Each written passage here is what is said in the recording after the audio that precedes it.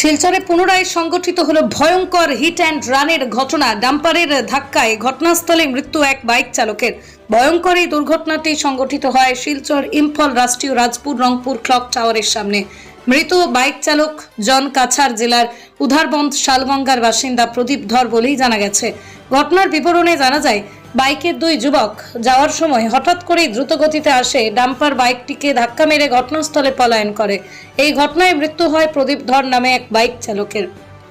সঙ্গে সঙ্গে গুরুতরভাবে আহত হয় রাজদীপ ধর নামের বাইক থাকা এক যুবকের। ঘটনার পর স্থানীয় সকালে আহত যুবক জনকে ঘটনাস্থল থেকে উদ্ধার করে চিকিৎসার জন্য মেডিকেল কলেজে প্রেরণ করেন। ঘটনার খবর শুনে ঘটনাস্থলে পুলিশ উপস্থিত হয়ে মৃতদেহ উদ্ধার করে। তখনই উত্তপ্ত পরিস্থিতির সৃষ্টি হয়।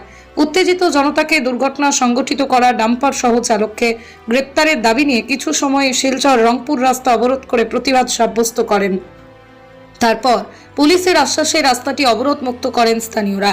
স্থানীয়দের অভিযোগ, এই রাস্তা দিয়ে ডাম্পারের দৌরাত্ম্য যথেষ্ট বৃদ্ধি হয়েছে। তার কারণ প্রতিদিনই দুর্ঘটনায় সংঘটিত হয়ে থাকে।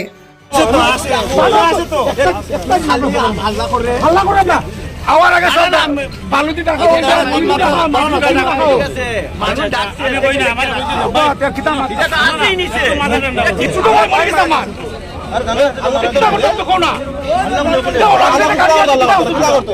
আমরা আল্লাহ করতো না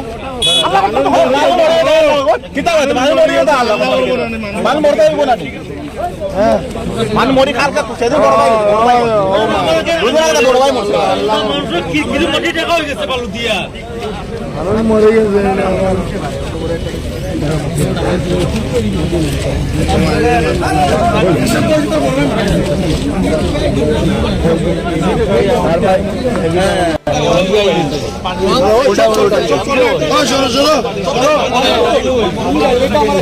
গাড়ি চলে